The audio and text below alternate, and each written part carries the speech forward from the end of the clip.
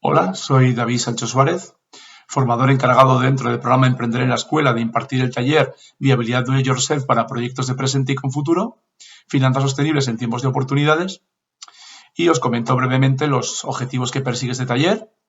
En primer lugar, concienciar de la importancia de hacer números antes de tomar cualquier decisión de puesta en marcha de un proyecto emprendedor, dar unas pequeñas pautas de cómo se elaboran los planes de viabilidad y sobre todo detenernos en los errores más frecuentes que se suelen cometer y que tendremos que evitar y ser capaces de identificar cuáles son los indicadores claves de viabilidad y saber interpretar su significado.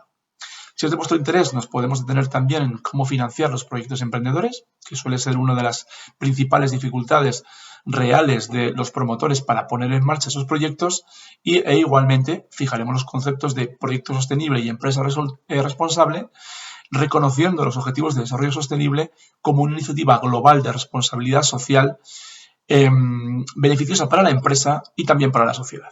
En ello, pues manejaremos diferentes conceptos en los cuales nos centraremos en los que sean de vuestro mayor interés, ¿vale? Planes de inversión, financiación, ingresos, ventas, costes, tesorería, resultados o en indicadores como el fondo de maniobra o el umbral de rentabilidad. ¿Cómo lo hacemos? Pues nos adaptamos a la realidad del aula. Existen grupos que están trabajando con proyectos de empresa, los conoceremos previamente y trabajaremos con ellos de forma que puedan avanzar en su proyecto y si no, existen diferentes dinámicas y actividades que se pueden adaptar a la realidad del aula. ¿Bien? Siempre dotándolos de herramientas para que podáis seguir trabajando con ellas y adaptándonos a los diferentes grados o situaciones de los estudiantes que podamos acometer. Muchas gracias, espero que os sea de vuestra utilidad y nos vemos pronto.